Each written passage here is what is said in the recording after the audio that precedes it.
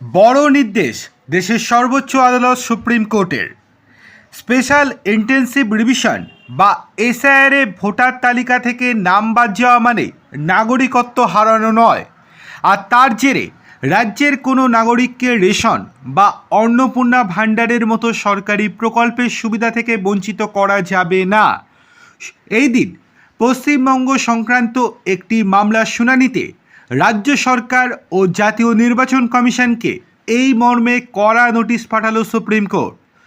শীর্ষ আদালতের গুরুত্বপূর্ণ পর্যবেক্ষণগুলি এক নজরে আপনাদেরকে জানিয়ে দিই। 1 নম্বর, নাগরিকত্ব বাতিলের অধিকার নেই।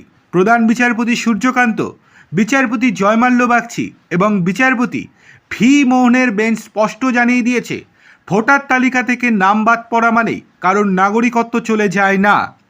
নির্বাচন কমিশনের কাজ স্বচ্ছ ভোটার তালিকা তৈরি করা, কারণ নাগরিকত্ব চূড়ান্তভাবে নির্ধারণ করার কোনো ক্ষমতা নেই। 2 নম্বর, সুবিধা থেকে বঞ্চনা নয়। ট্রাইব্যুনালে মামলা বিচারাধীন থাকা অবস্থায় উপভোক্তাদের রেশন কার্ড বাতিল বা অন্নপূর্ণা ভাণ্ডারের সুবিধা কেড়ে নেওয়া নিয়ে প্রশ্ন তুলেছে শীর্ষ আদালত। কেন এই কাজ করা হচ্ছে তা নিয়ে পশ্চিমবঙ্গ সরকারের কাছে সুস্পষ্ট জবাব চাওয়া হয়েছে। এবং 3 নম্বর, পরবর্তী শুনানি।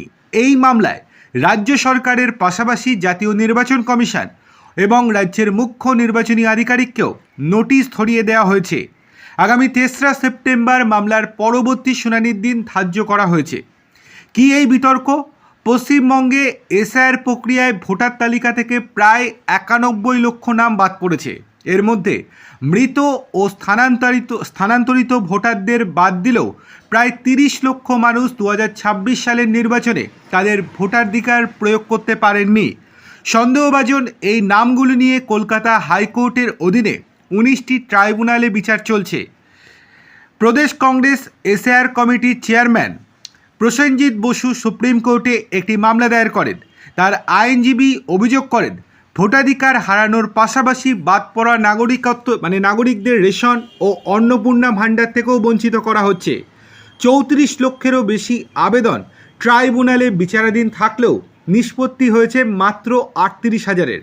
আবেদনকারীর দাবি শুনে প্রধান বিচারপতি জানান, ট্রাইব্যুনাল সংক্রান্ত বিষয় তিনি কলকাতা হাইকোর্টের প্রধান বিচারপতির সঙ্গে কথা বলবেন আর তারপরেই সিদ্ধান্ত নেওয়া হবে।